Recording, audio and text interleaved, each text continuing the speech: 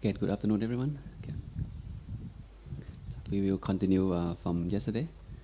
Sutta study of the Anguttara Nikaya 10.61. This is Avijja Sutta. So yesterday we learned the first part. The sutra is not that long, just 2 pages, the one that I gave you. It's considered advanced teaching of the Buddha, okay, because it's can related back to the concept of dependent origination or paticca samuppabbada. That is why if you can relate it to this sutra, understand it, and then you kind of be able to kind of link it back when you study the teaching of the dependent origination. Another beautiful sutra is deep and is clear structure of how to remove hindrances from our mind and how to achieve the true knowledge or liberation. Just to recap from yesterday, we're talking about the arising of ignorance. We know that ignorance, there is no beginning, is there. But the good news is ignorance is come with condition.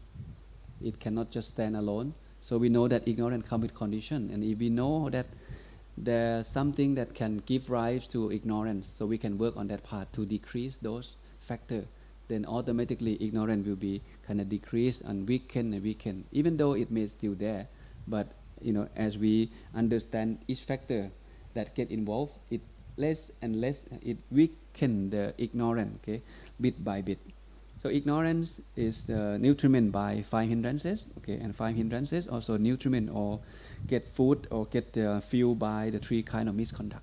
And 3 kind of misconduct fueled by you not control your sense, right? And the not control sense faculty fueled by the lack of mindfulness and comprehension. And this factor, lack of mindfulness and clear comprehension, fueled by careless attention or yoniso manasikara. And then it also fueled by the lack of faith, and lack of faith fueled by not hearing the good Dhamma, and not hearing the good Dhamma also fueled by not associating with good person. And this is the key message here. Ignorance is without beginning, but it has a specific condition. Same thing with today we are going to learn. We are going to learn the true knowledge and liberation. True knowledge also is with condition. So we need to make sure that we understand what condition that cause us to achieve the true knowledge or the nibbana. This is how it works. This sutra combine 2 things together in a very nice manner and easy to understand. Here, not associating with good person. We did not spend time on this yesterday. Today, let's get back to it a little bit. Not associating with good person. Good person primarily refers specifically to the Buddha first, as the first person, right? Because he is the teacher. He's the great teacher. So it's our job to find a way to get to his teaching, get to hear the Dhamma. And how can we hear the Dhamma? Because the Buddha and those white monks, they're not around anymore. So it's our job to get back to the sutra.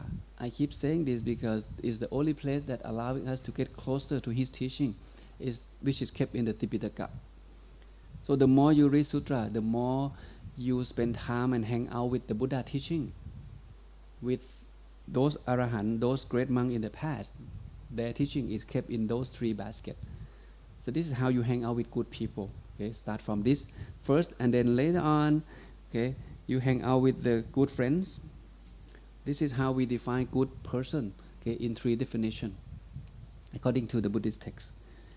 In one sutra, Sariputta gave the definition that good person is defined that you not look down others, okay, according to their birthplace, their family, their education, their financial wealth. You don't look down people on those because of those qualities. Your mind should be unshakable when it's time to you practice and attain the Dhamma. If you already achieve the Dhamma, you don't use that Dhamma to look down others. Oh, I am meditate better than you. I observe precept better than you. That is not a good person. Okay, and that's one dimension. And here on the blue one, the one who grows in the moral virtue, the concentration, and the wisdom, and liberation to the noble one. Noble one again point to the Buddha, right? And moral virtue again is sila. Concentration is samadhi, right? And then wisdom is wisdom. So for those who develop themselves, Okay, perfect in sila, perfect in samadhi, and perfect in wisdom. That person understand how to liberate oneself, and this is called good person. See, good person has a quite deep definition. Not just I observe precept, but I never meditate, or I read the book, but I don't observe precept. Okay? This element has to be there. Okay, and another one is a true individual. Okay, is a spiritual friend who inspire you in your own spiritual development. That's called good friend or kalyana mitra. They care about you. That's why they drag you to meditation. Wake up, don't be lazy, go to clean the room. Teaching monk is coming, go meditate, observe precept, do confession. Don't get annoyed with these people because they care about you, your spiritual development. That's why they're brave enough to say something that you may not happy about it, but for your own benefit. Usually people don't just walk into you and tell you to correct you what to do. But if someone brave enough to do that, I think they deserve some respect, because they are in. When someone says something like this, usually people tend to get mad, right? You don't like it. I know what time is it. I know to meditate. I know meditation. I know Dhamma talk is coming. I know everything. You know everything, but you don't do it. But when someone brave enough to tell you, you know what, you should get dressed by now. 5 minutes the class started. And then you should respect, thank you, instead of getting mad. Okay, that's the attitude. And Kalyana Mitra has this 8 factor. Okay, faith, sila, okay, learning, not lazy in study Dhamma, charity, okay, effort, persevere in doing good thing. He also mindful.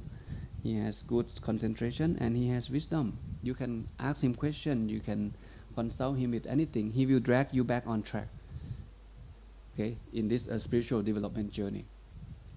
This is the quality of good friend, Kalyana Mitra. And that's something maybe you can have some framework when we talk about, which one is good person or which one is bad person. Oppositely of this quality is bad person, right?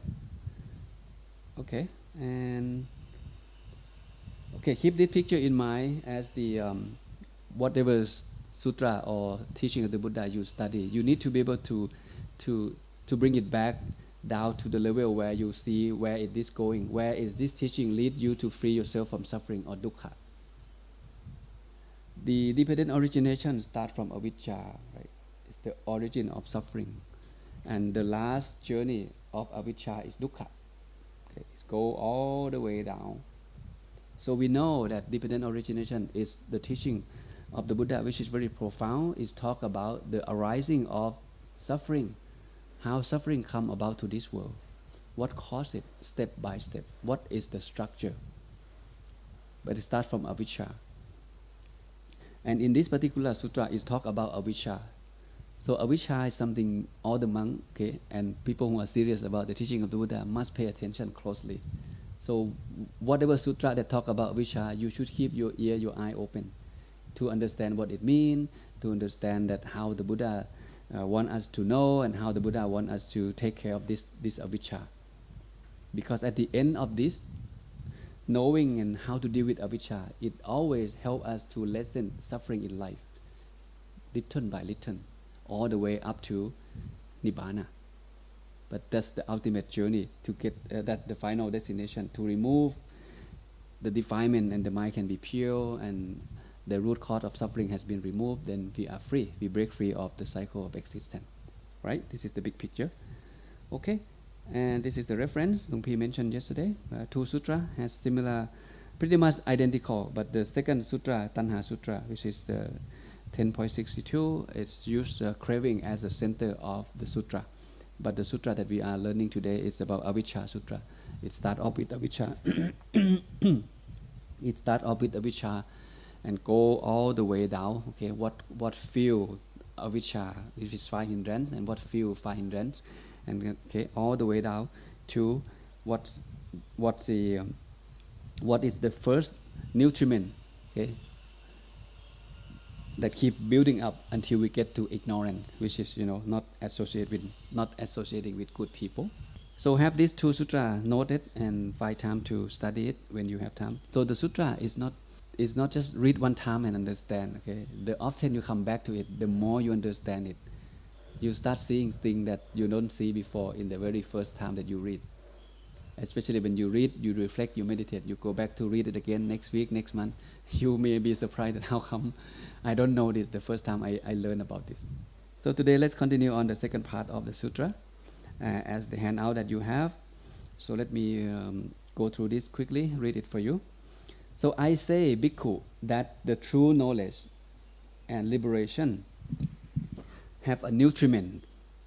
Okay, they're not just stand alone, they have nutriment. They have food, they have fuel to it. They are not without nutriment. And what is the nutriment to the true knowledge and liberation? It should be said, the 7 factors of enlightenment. Okay, now it's a new term. We're talking about something advanced today. At least, the true knowledge, we don't know what it is. Liberation, we may not know what it is. Again, the fuel for the true knowledge or the nutriment for the true knowledge is the 7 factors of enlightenment. And what is the nutriment for the 7 factors of enlightenment? The Buddha said the 4 foundation, the 4 establishments of mindfulness, which is Satipatthana. Okay, this is another new term for today. And keep in mind these 3 terms that I just mentioned. This is advanced level of the teaching of the Buddha. And what is the nutriment for the 4 establishments of mindfulness? The Buddha said the 3 kind of misconduct. The 3 kind of good conduct. And what is the nutriment for the 3 kind of good conduct? It is said restraint of the sense faculties, sense control. And what is the nutriment for the sense control? It is said mindfulness, which is sati, and clear comprehension, which is sampajanya. And again, what is the nutriment or food for sati and sampajanya? It is said careful attention. And what is the food or the nutriment for the careful attention? It is said faith is the nutriment for careful attention. And what is the nutriment for faith? Is hearing the good Dhamma. And hearing the good Dhamma has nutriment. It is not without nutriment. And what is the nutriment for hearing the good Dhamma? The Buddha said, associating with good person. All right. Some term we learned yesterday, some term are new today. You may hear it for the first time. No problem. We're going to go slow and try to understand this together. And this is a summary. Okay, there are 10 items that give rise to the true knowledge and liberation. True knowledge and liberation has condition. It's not just all of a sudden falling from the sky and we liberated or we understand things. It's not just like that, right? It needs to be developed. It needs to be fueled. It needs to be nutriment. Need to give food to it. So the food for the true knowledge or liberation is the 7 factors of enlightenment or Pocchankha in Pali. Pocchankha, that's the term. 7 factors of enlightenment.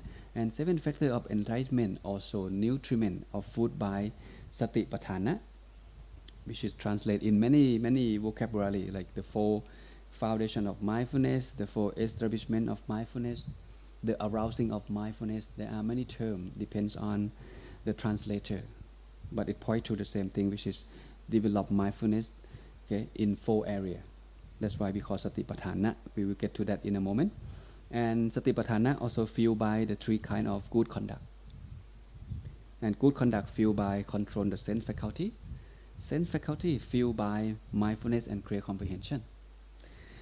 And sati and sampajanya fueled by careful attention or yoniso manasikara. And yoniso manasikara fueled by faith. Faith fueled by hearing good Dhamma. And good Dhamma, hearing good Dhamma fueled by associating with good people. All right? 10 steps. All the way up to liberation. You see, step by step. And this structure is very clear. So when we practice, we need to develop step by step. If you get yourself involved in the circle, okay, just start off with hearing, associating with good people. You are on your way for liberation. But if you hang out with the wrong crowd for the rest of your life, you down that path for suffering and problem in your life. So it starts from here. It starts from finding good friends to hang out with. Okay, people who love meditation, people who love study Dhamma, people who love to do good things. Sounds simple. Okay, and this is the second part of the sutra. So let me read it for you, and then I'll come back and explain each factor. Okay. Just as when it is raining and the rain pours down in the thick droplets from the top of the mountain top. The water flow down along the slope, fill, the cleft, the canal, the creek, okay, bit by bit, and it become fulfilled, and it become the pool, and the pool become full, it fill up the lake become full, it fill up the stream become full, it fill up the river become full, it fill up the ocean, the great ocean. That's how it get add up. So you think of this drop of rain on top of the mountain, it keep falling, right? And it's one drop at a time. Okay, it start fill up, okay, one thing at a time. Okay, the small canal, the stream, the river, the lake, and then until the ocean and the great ocean. So if the great ocean is liberation, the starting point of liberation is hang out with the right people on top, which is one person at a time, one rain at a time, until your wisdom becomes fulfilled. Then you are liberated. So just hang out with them. You don't have to do anything. Your life will be pulled down to that direction. Meet with one person at a time, good teacher at a time. So you definitely on your way to be there, to be liberated. Simple. Just get yourself into the circle of meditation, the circle of Dhamma talk, the circle of book reading. Do something to make sure you get into the circle. When you go home, you will be dragged off the circle. That's how the world is pulling you off to the mundane world, to the sense pleasure world. You'll be surprised that after 7 days, after you disrobe, go back to wherever you're from, you tend to go back to same old routine. Go back to entertainment, go back to drinking, go back to sense pleasure, and meditation will be less and less and less priority in your life. And before long, you don't know when was the last time you meditate. This is the gravity of the world of sense pleasure. So you must make sure that you get yourself into the circle. Whatever circle that you can find online or physical class or whatever friends or community that's you convenient. Just get contact with them. Have the mailing list, get on the meeting, Zoom meeting, and Facebook, whatever community that they have available. Get yourself back to meditation, the Dhamma study. Okay, so these are the 10 things. Now we're gonna zoom in each one of them. Everyone's okay so far? Okay, start from the first one, the true knowledge and liberation. What it means by true knowledge? What it means by liberation? What kind of thing that we are trying to liberate? We talk about the mind, right? And human mind has what? Greed, hate, and delusion, or ignorance, or defilement, or avijja.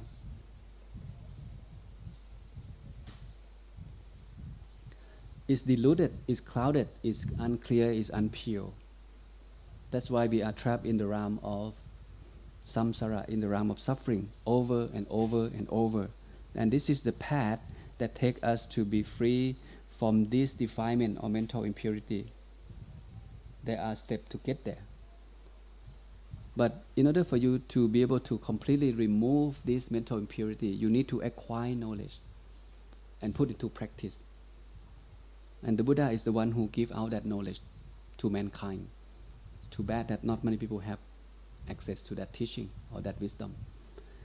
So ultimate aim, liberation, point to Nibbana. Nibbana is the state of mind, the experience where the mind is free from this mental impurity, completely removed, extinct, fully extinct.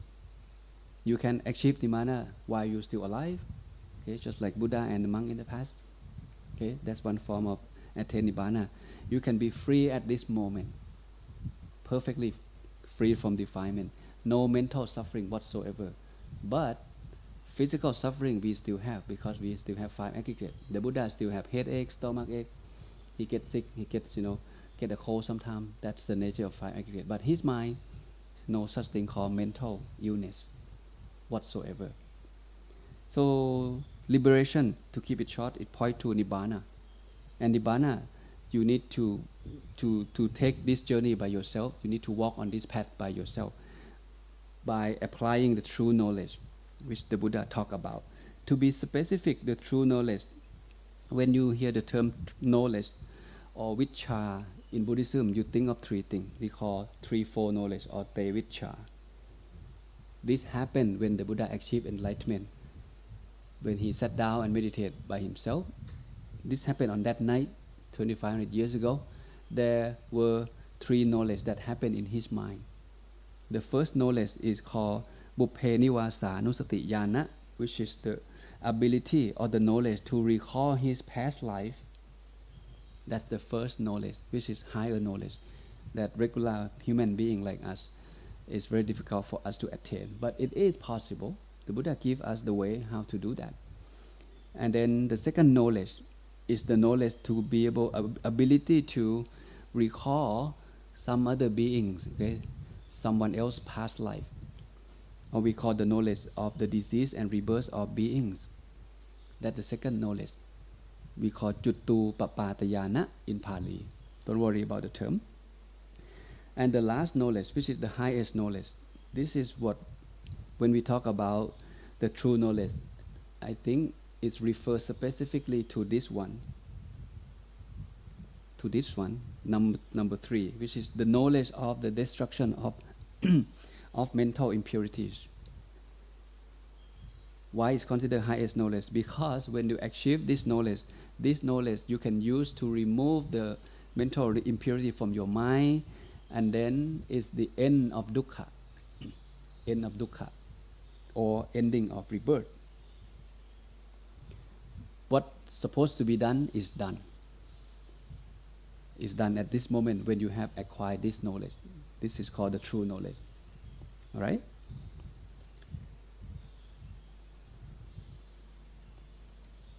Now we're going to go to the second factor.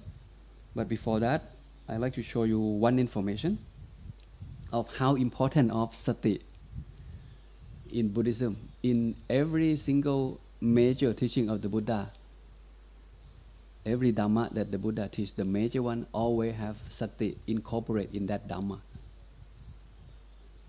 The 5 power also have sati here. The 8-4 path, of course, right? Mindfulness is here. And today we're going to talk about the 7 factor of enlightenment. Sati is number 1. Why sati is number 1? Each place of sati has significance. The Buddha was not just randomly put it there. They have a meaning why they are there in that particular order. Okay, the 5 faculty, sati is there. 8 noble 8-4 path, okay, sati also there at the right mindfulness, and then go to the right concentration. And then here in the 7 factor of awakening, which is printed in your handout as well. Okay, and the 7 factor of enlightenment start off with the mindfulness, which is sati. And here you can see samadhi show up here again. See, the teaching of Buddha sometimes you may feel like it's overlapping each other. Samadhi is here, right, in the 8-4 path. Also, samadhi also show up here in the 7 factor of enlightenment. Also, samadhi also show up here in the 5 power as well. There are many places that both sati and samadhi show up together. And you must know why. You must know how the relationship between sati, sampajanya, and samadhi or concentration. This is the to me, it's the heart and soul of the teaching of the Buddha. In order for us to be liberated, we must know how to meditate. And when I say meditate, I'm talking about a high level of concentration. I'm talking about the 4th jhana. I'm talking about the vipassana level. Because when we have access to that knowledge, then we can purify the mind. And when the mind is pure, voila, the job is done. We achieve the full liberation. The mind is free from all defilement. Okay, so I'm going to zoom into deeper in the 8 factor, the 7 factor of enlightenment. Okay, how many of you hear this for the first time? This one, the Pochanko. Okay, good. The 7 factor of enlightenment, the Pali call Pochanka or Pochanko. Okay. And all of a sudden you have come to this sutra, which is again is advanced, but I think it's good. So it lay down you the whole map, okay, of how you can attack the avijja or get to the top of the journey, which is the true knowledge and liberation. And then later on we can come back and digest, okay, each one factor at a time. What is this? What is the factor number 1? What is factor number 2?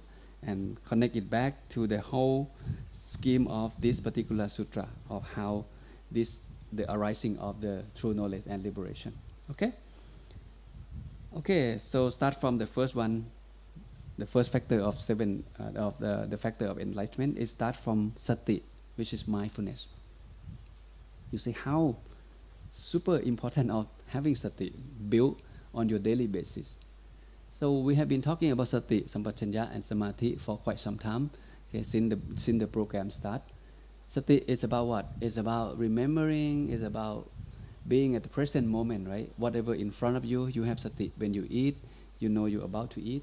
Okay. At the same time, sampajanya is working, helping you to, to make decision, to investigate what in front of you. Sati and sampajanya come together. In this case, the Buddha did not mention sampajanya. So you may be wondering why, right? Because now we're talking about something advanced. Sati start on top. It's become the first factor. You must focus whatever in front of you first, sati. Okay, and then 1 second. Okay, if you pay attention closely.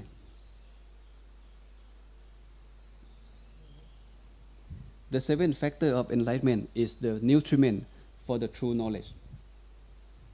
But in order for us to fully master the 7th factor of enlightenment, we must make sure that we have the full foundation, okay, the full establishment of mindfulness or satipatthana, okay, established first.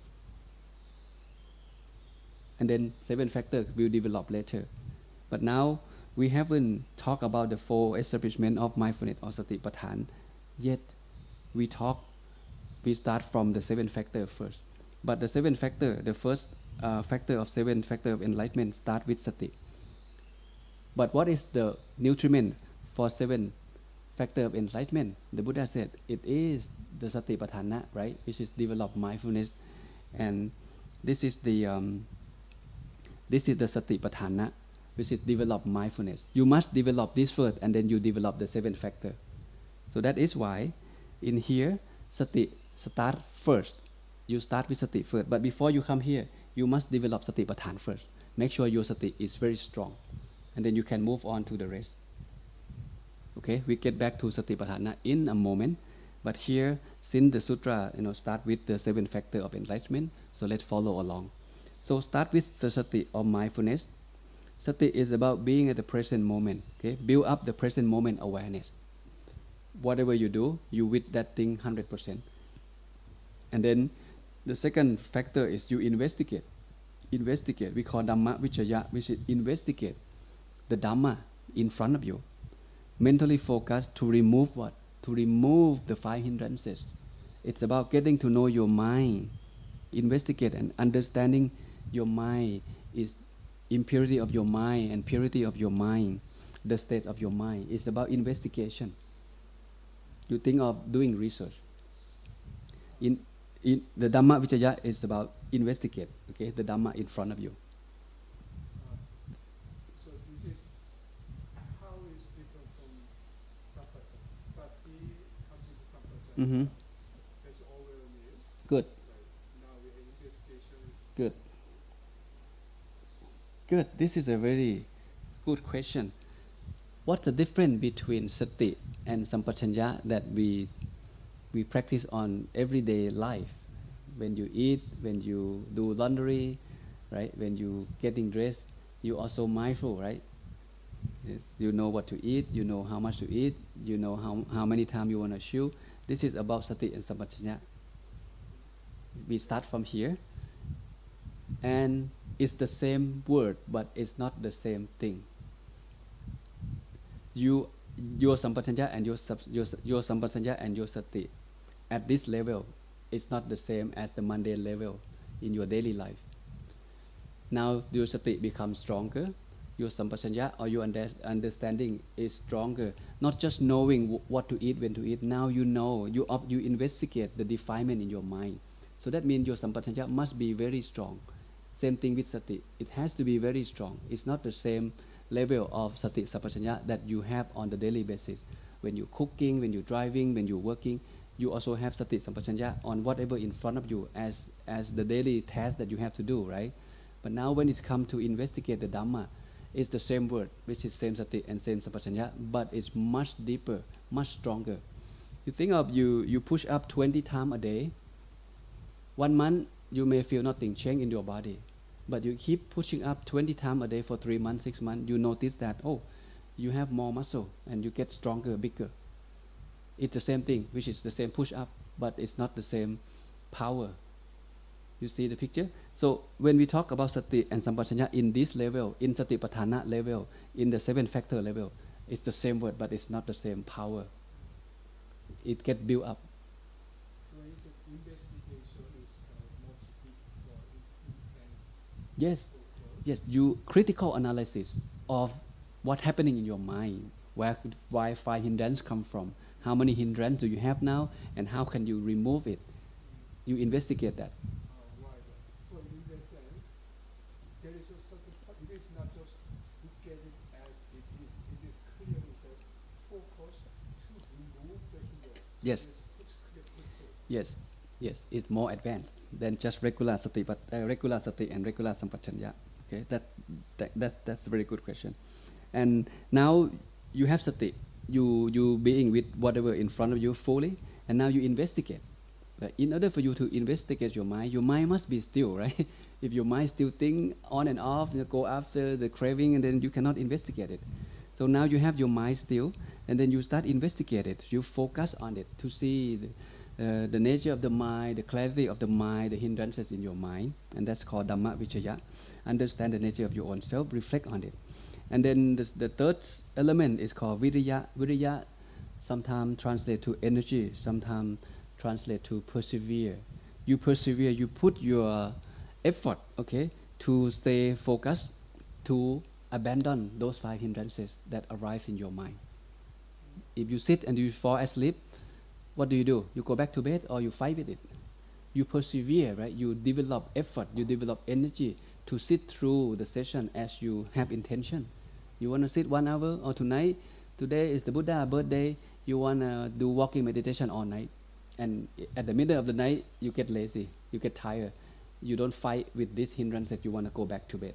So you need to arousing this energy, okay, persevere. That's why it's called the factor number 3. It's about energy, it's about don't give up easily. And then what happens after you persevere long enough, okay, you may overcome your sleepiness, you may overcome your thinking, your worry, your angry mind or sense pleasure mind. And when that happens, that means the hindrances have been taken care of at a certain level. And then the 4th factor will arrive, which is piti or joy. Piti or joy will happen. The mind is finally, focused, it stays still, and you feel joy. And factor number 4 and number 5, they're very close, but they're not the same.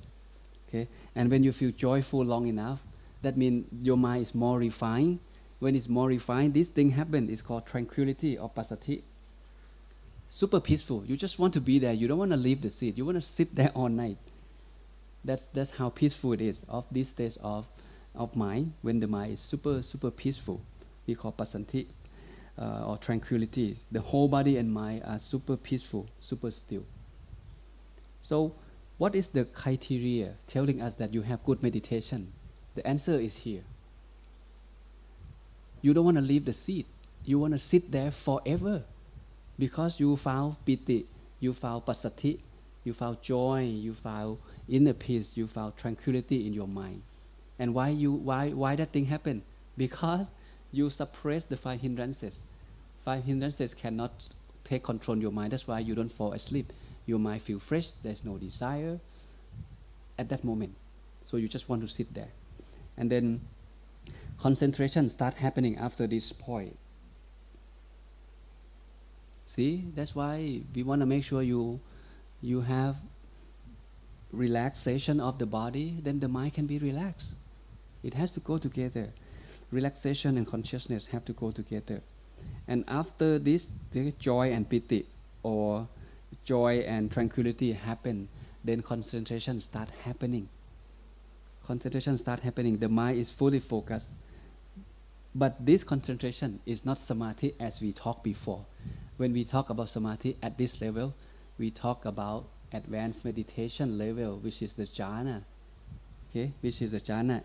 And to be specific, we're talking about the 4th jhana. Okay, and then when we get to the concentration level, you sit a little bit longer. It becomes perfect equanimity, where the mind is unshakable. Defilement stop. You're super peaceful. You want to be there forever. It's called the attainment of the 4th jhana. So in Buddhism, yes? In Buddhism, there are 3 levels of concentration, right? It's in your book as well.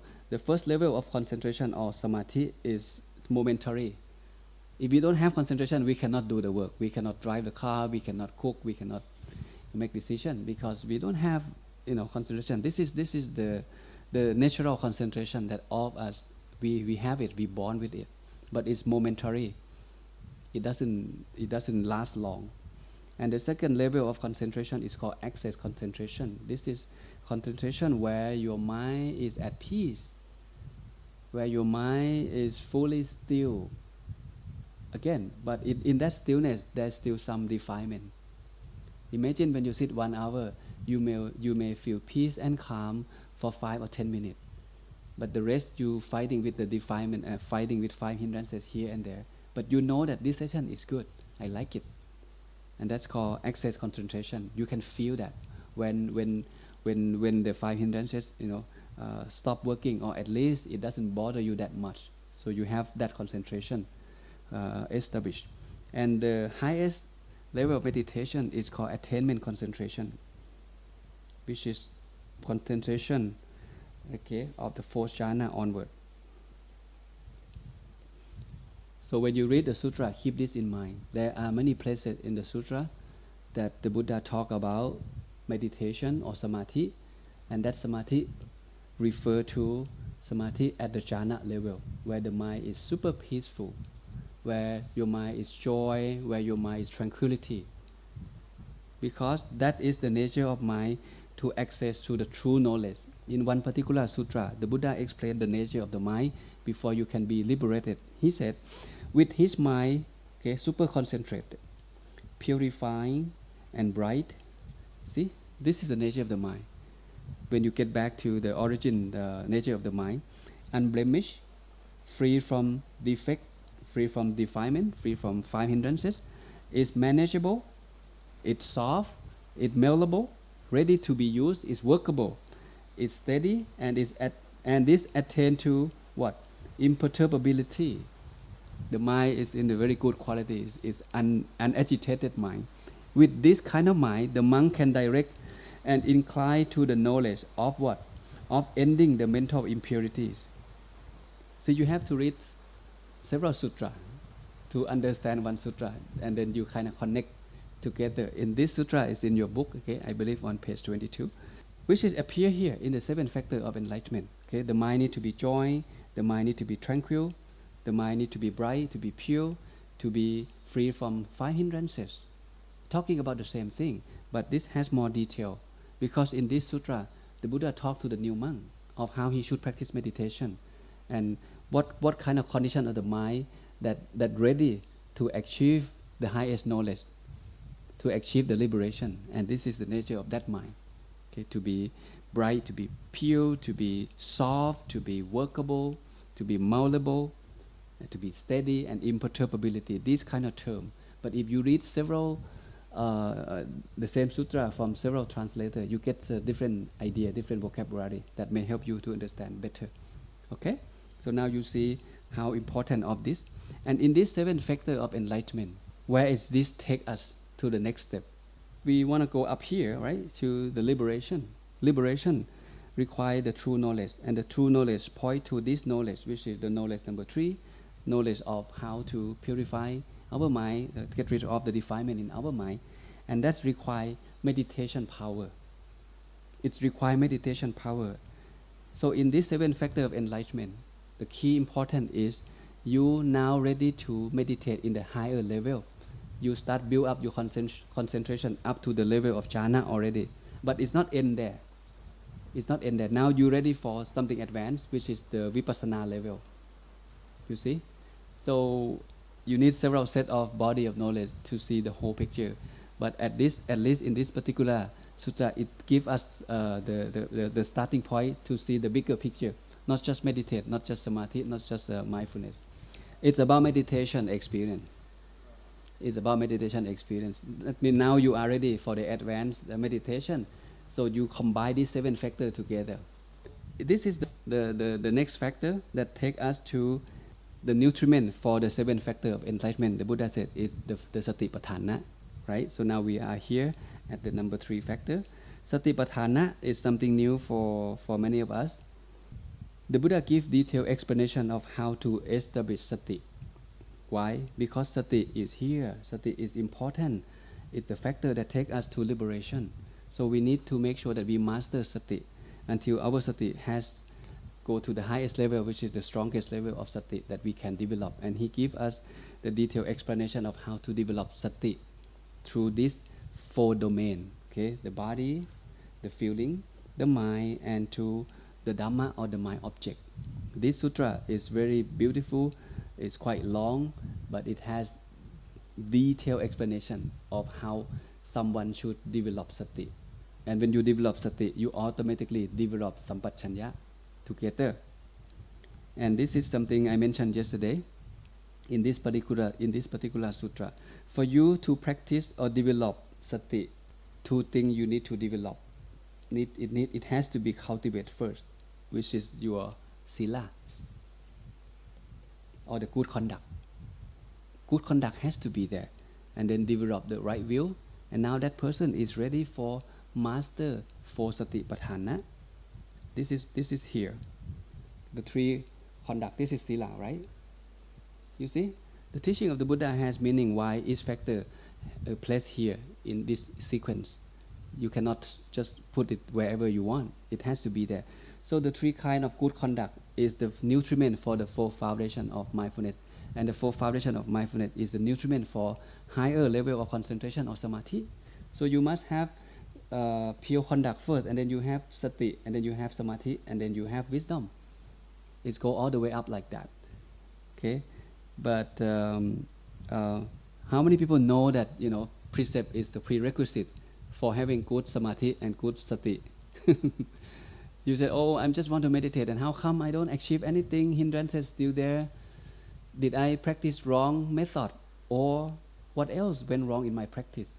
Now you come back to check whether you practice according to the 8-fold path or not, whether your conduct is pure or not. If you're still drinking, still lying, still killing, sexual misconduct, and then you hope that you will have a peace of mind when you meditate. It doesn't matter how long you will sit and meditate. If you don't observe precept, you cannot make progress. Forget about it. You just cannot. It doesn't work that way, because hindrances come from breaking precept. You kill, you lie, you sensual misconduct. These are the name of hindrances. And when you come back and sit, and then open up your eye and go back, follow the 5 hindrances, and come back and sit, how can you make progress if you live life like that? So this is important: sila, samadhi, and panya. Okay, if we break it down, we can call sila mindfulness. Sila, sati, samadhi, and panya. It go together. It depends on how much wisdom you have, so you can see a little detail like this, the relationship of all of this Dhamma. So 3 kind of good conduct is a prerequisite for having good mindfulness and good concentration. Today you see, okay? And now, what is it? the purpose of Satipatthana practice. In the sutra itself, it mentioned, okay, so I'm just grab it and put it here for you, so you at least today you hear the term and you see some factor that involve in the Satipatthana as well. I hope it's open up your eye and inspire you to go back and study a little bit, more than just today lecture, today information that I give you.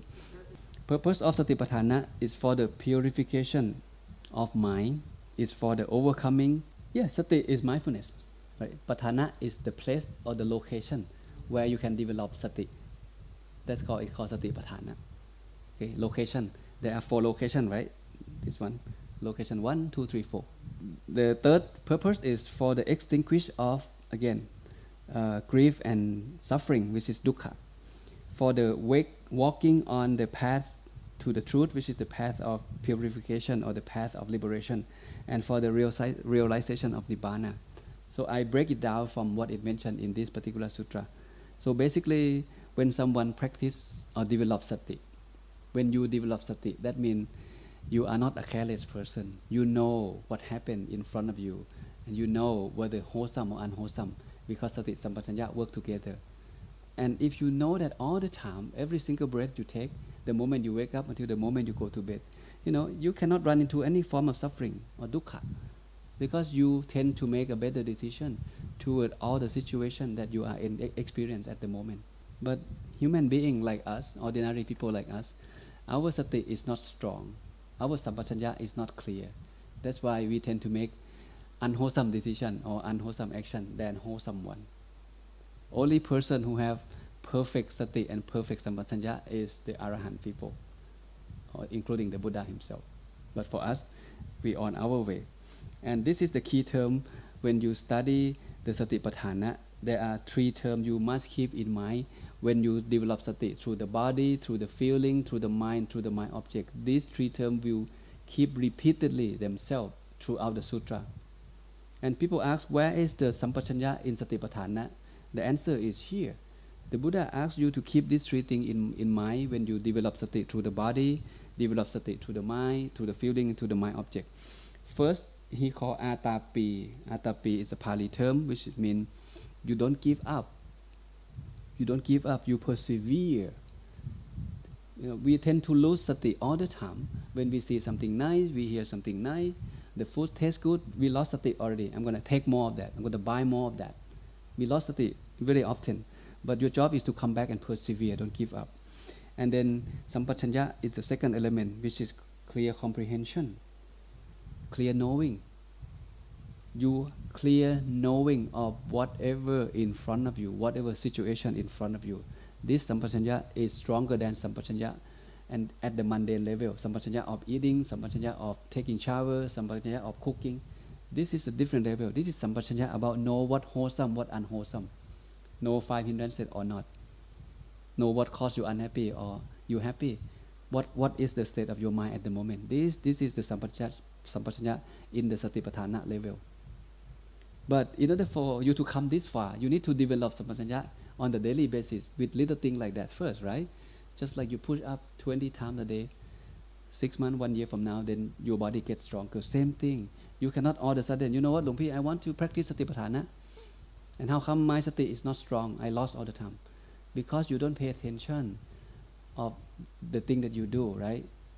The moment you wake up, how you get dressed, how you brush your teeth, how you go toilet, how you eat, how you walk. This all about building up the sati and sampajanya on every single thing that you do on your day. And when you come to meditate, your sati and sampajanya already built up, it's become stronger.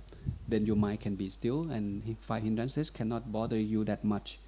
And then the third element, the Buddha talk about mindful, which is sati. So you see, sati is here, right? Sati is here, sampajanya is here. Together. And then plus persevere. You don't give up. Make sure whatever you do, bring sati back, bring sampajanya back. Don't give up. Come back to it. Walking meditation, okay? You walk 5 steps, your mind get out again. Come back, stand still, and walk another 5 steps to see where is your mind now. If it's still outside, okay, bring it back and stand still. And once your mind come back, and then start walking again. Sometimes you walk like 10 meters. You may take 1 hour to get there, because your mind is not with you. Okay, so I will teach you how to practice walking meditation, maybe tomorrow, at least you have some idea to understand how to develop sati. Besides just sitting, walking is much harder. But if you have sati while you walk, when you come back and sit, you feel easier. Because when your body moves, you can still maintain sati and consciousness and concentration. If your body is still and you don't move the body, then it's a piece of cake for the mind to come back and stay still. So those concentration usually last longer when you build up the concentration through the walking meditation. That's what the Buddha suggests. And then again, these three terms that Luang Pi want to mention here, when you practice satipatthana, to have, never give up, persevere, and come back to sati, come back to sampajanya all the time. But sati and sampajanya in this case is not just the mundane one that we have been talking about. We're talking about something advanced, right? When we're talking about develop sati through the body, develop sati to the feeling, develop sati to the mind, develop sati to the Dhamma or the mind object. This is how difficult it is. It goes like this. From the easiest one to the hardest one. But the Buddha suggests the new monk, new beginner, just all of us here, to start from something simple. Start from develop sati through the body first. And in the body category, there are 6 subcategory that we can cultivate sati through the body, which we will not cover in this session. There's going to be another big topic when we're talking about satipatthana, which I had the full lecture on that.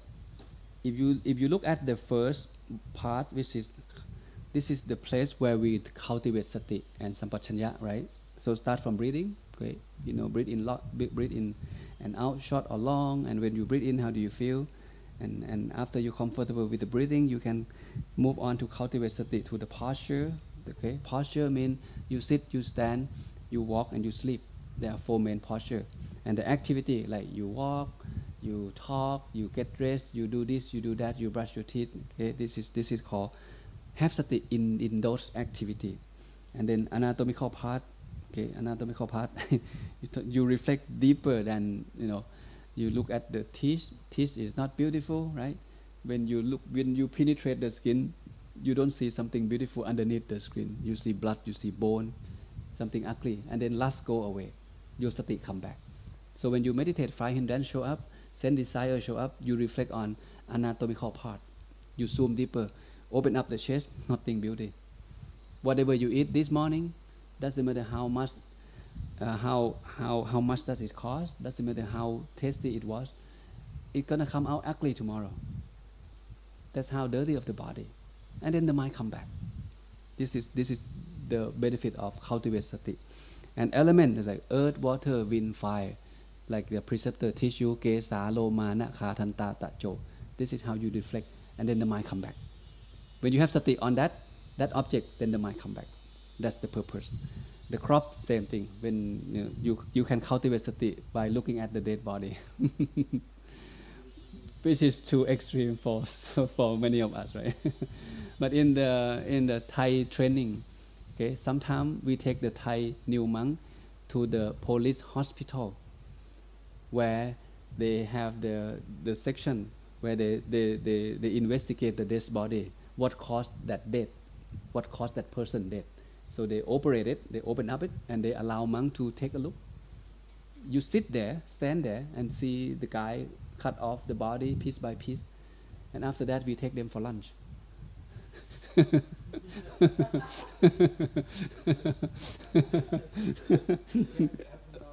Yeah. For international, we never done that. Okay, are you guys interested? Okay. So for some people it works. Okay, for some people they just cannot take it. It's too extreme. They get scared, and when they get scared, the mind cannot come back. So the Buddha don't force you to practice everything he teach. You need to know what is the right Dhamma for you. The Dhamma is the medicine, which is the broadest medicine that can heal the human suffering. But what is your suffering? You get that particular Dhamma. You don't take them all and eat it, and it doesn't work that way. If you force someone to meditate by the crop, that person may not attain anything. He may run away and get crazy. because it's not his characteristic, right? Okay. And again, in this case, all of this, body, feeling, mind, and mind object, is happening in these 5 aggregates. So the Dhamma is here in us already, but we just don't know how to observe it. So when the Buddha pinpoint that you should develop sati and develop sampajanya, the question is where? Where should I develop this thing? It's come back to the 5 aggregates. You develop this thing to your body and mind. How the body feel, the activities. So you develop sati from here, from your own self, from this body and from this mind. So when it's go to the feeling, it's a little bit more difficult. When you're comfortable with the body, you know how to build sati from the body, then you move on to the feeling, okay? When you walk, how you feel. When you eat, how you feel. When you take shower, when you see things, how you feel. Pleasant or unpleasant or neutral, okay? And when that's happened, in that feeling, is there any defilement? Is there any lust? So now you start looking deeper, because in the mind itself, it zoom into your feeling. When you feel, you kind of like it. When you like it, oh, okay. You zoom into that feeling. Okay, is now your mind have lust or not? Your mind have anger or not? Your mind has delusion or not? This is the next step, which is the cultivate sati through the mind. Which again, this is difficult. We don't have that ability yet. And then most difficult than that is to cultivate sati to the mind object. In mind object, you see here, you see 5 hindrances here, you see 5 aggregates here, you see the awakening factor here, which is the same thing, 7 factor of enlightenment, but it's almost overlapping each other, but it approached in different way. In sati, we just observe, we investigate in a certain level. But in the 8 factor, in the 7 factor of enlightenment, when we investigate in here, in this, after this point on, okay, after your mind is super peaceful, super concentrate, then your investigation level is much stronger, much deeper.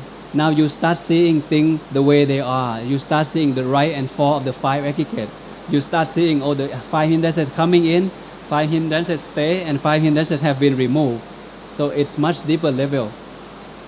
But in order for us to get to that level, we need to cultivate it from here. We need to master the foundation of the satipatthana first, until that is become the nutriment for the 7 factor of enlightenment. And that is why this is here, sati is number 1 for you. Is number 1 factor that take us to the true knowledge and liberation. But for us to have this sati, we must master it. Okay, we must master it day in and day out until our sati is very strong and sampajanya is very strong. Then we can observe. Okay, observe the 5 hindrances, observe the aggregated. What is the rise and fall? What is beauty or non-beauty? What is wholesome? What is non-wholesome? What's happening in the mind? It's about being mindful, having sati. All right, almost done. Okay, today is quite advanced. This sutra is quite advanced. No problem if you feel like you may not fully understand. That's very common. But my point is, I just want you to at least see the big picture, how ignorance, get add up, and how true knowledge or liberation. Okay, what is the nutriment for that? What is the condition for us to get to the liberation? What is the condition for us to remove the ignorance? This is the picture to summarize everything that we learned.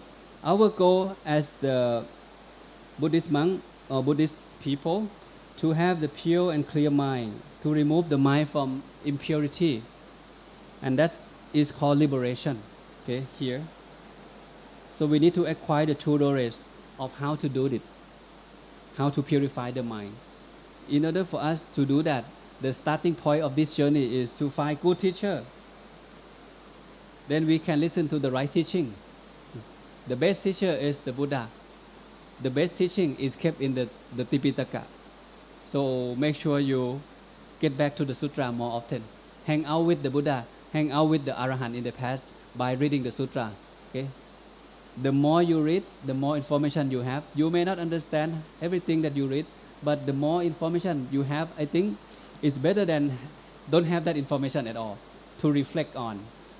So have that input first and then reflect on it and put into practice, and that help you to develop the right view. You cannot develop the right view without having the right information. So have information first, the more the better, and then you develop the right view. With right view, you start developing the right thinking, which is the first two elements of the Eightfold Path. This is the wisdom part. You develop wisdom. And how can you develop wisdom? You need to learn from someone. You need to read. You need to associate with someone, right? So have that information, develop it, the right view and the right thinking. And after that, with that reflection, it changes our behavior. It takes us to the next step, which is the purity of conduct, body and speech, or sila. Without reflection, the behavior will not change, because you will be the same person, because you never reflect what good for me of doing this, what good for me to meditation, what good for me to reading the sutra. If you reflect on that, then you will come back to the sutra. You come back to the question and meditate. Because of your reflection, then you see the benefit of doing that. And with that purity of conduct, it takes you to the next step, which is the purification of mind. And this, of course, includes sati, right? Sati, sampachanya, awareness, and samadhi. This is how we purify the mind. It requires precept, it requires sati, it requires sampachanya, and then go to concentration. With concentration, then the mind can be still. When the mind is still, it becomes purer and purer. And when that happens, you feel peace, you feel joy, you feel tranquility. And that's telling you that you are in deep state of meditation practice, which is the jhana level. When we're talking about joy, there are the first level of joy, the second level of joy is more refined form of joy and happiness, deeper and deeper.